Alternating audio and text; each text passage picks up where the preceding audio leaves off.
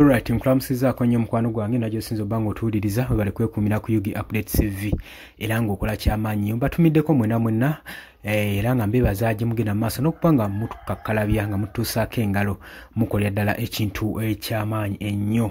Olutalo wakati wa General Peter Ereru retirement ye efuuse ensonga mu ggwanga era eresenge dividinze UPDF okutwaliza awamu.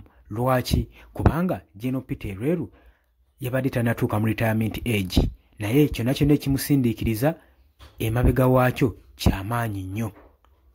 Wabula agenda mu maaso n'okwewera ezimu ku point zagenda mu maaso ng'akubawo okusinziira ne ku bigambo ne ku message gy'asindika eri amagye aga UPDF saako ne bannayuganda bubonero obukulaga nti General Peter Ereru asindiikirizibwa busindiikirizibwa ku retirement newankubadde leero kigambiddwa nti ba high ranking officers mukaaga abamaze okubanga bakola documentaries eza retirement zaabwe process bamaze dde okubanga bazimaliriza gw'omukwano gwange ali yampuliriza naye embeera si nnungi ne message eva mu ba retirers si nnungi. Kikulaga ki? Waliwo akabonero akali emabega wa kino, waliwo key figures ze batagetinze mu Uganda People's Defence Force okusobola okulaba nga bawa omwagaanya oba oliawo mutabani w'omukulembeze ono okusobola okugenda mu maaso n'okubanga bamupositioninga mu bifo bye bamwetaaga mu ngeri gye bamwetaaga.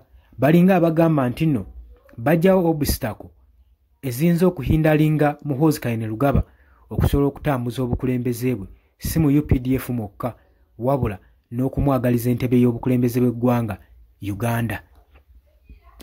Tosooka kuwakana kubanga ebintu binnyo bye tuzze tulaba nga bibaawo mu Uganda tewali kisasoboka kubanga nejjo juzi twalabye nga kkooti erangiridde nti esazizzaamu ekifo kya Nalukoola emusazizzaamu okubeera mu parliament ebyava mu kulonda ebiwakanyizza. Kati so buli kimu wano mu Uganda kisoboka. Mu Uganda wano bwe tulina institutes ne ministries nga tezeetengeredde newankubadde twafuka dda independent oba okitegeera ekyo wabula zonna nga zikolera wansi w'omuntu omu. Ekintu nno ekyo kiba kyabulabe nnyo mu ggwanga kubanga buli ekisangibwa kyonna kyonna omuntu bassemateeka oba kifoolwa buvoozi olw'ensonga nti nno oli ayinamu interest akeera bukeezi ku makya n'agamba ekyo sikyagalawo, kino nkyagalawo, kino sikyagalawo, kino mukole we muti nga mulina kugonda bugonzi kubanga tuli mu nsi efugibwa obumbula. Ekyo kye mulina okutegeera era n'okumanya.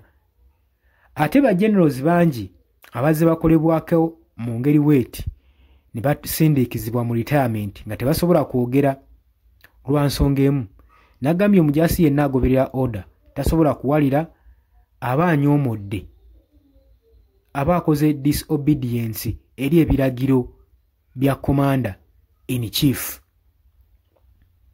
Order yonna eva mu magye n'awaba commander in chief si yagitoye wabula kasita abeera nga mukamaawo akutwala ku budde obwo yaleese message eyo etwalibwa okuba nga evudde wa chief of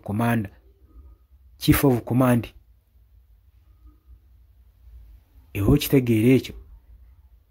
Kati General Lieutenant Peter Ereru avuddeyo n'agamba nti nno he called me brainless buffalo.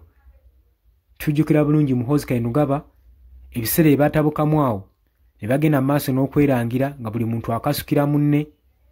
Muhoozi yayisa ku mukulu gwe gwa Twitter nga arebolinga General Peter Ereru nga brainless buffalo, ekyafuuka ensonga ku mitukutu gya social media saako n'oddufuulira ddala olutalo olugenda mu maaso wakati w'aba generals ababiri. Era kino abasinga ku social media batutte konsaani yaabwe okugamba nti kino kirabika kye kireetedde general ono okugenda mu retirement. Bamuyita batya? Brainless buffalo.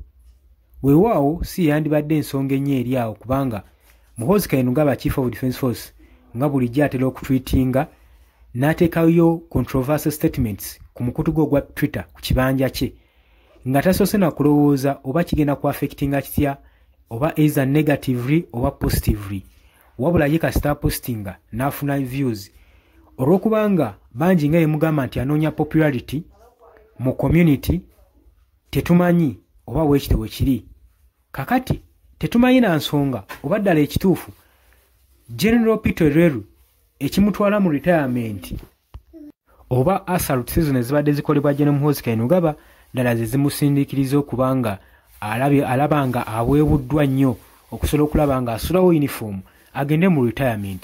Jjukira nti nno kati omuntu n'aba avudde magye ng'agenze mu retirement still era amagye gamunoonyayo okusinziira ku amendment bill gye baakoze ya PDF kubanga eno article 171 yali ewa omwaganya military court okubanga tegenda kubeera nga elondoola ow'amagye yenna omujaasi yenna yenna singa abanga avudde mu magye ng'asuddeyo uniform aba afuuse civilian kati ate jjukira nti nno wano kooti ya military bagiwadde obuyinza okukozesa ba civilian kitegeeza nti nno omuntu alina ngeri ki yasobola kwebalamu magye ajasigala gamulondoola buli kadde gwe mukwano gwange ali eyampuliriza oli ku Yugi Update TV kosinzira obbanga otuwuliriza newankubadde mwami Yoweri Kaguta Museveni yabayita basobole okubeera nga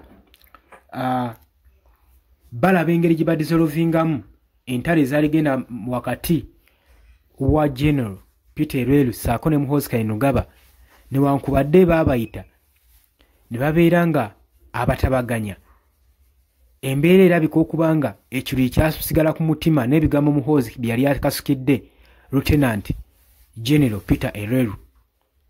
Simanyi gwe kyolowooza ku nsonga eno naye nga kireesewo enjawukana ne division mu ggye ly'eggwanga ekkulu eryagana People's Defence Force.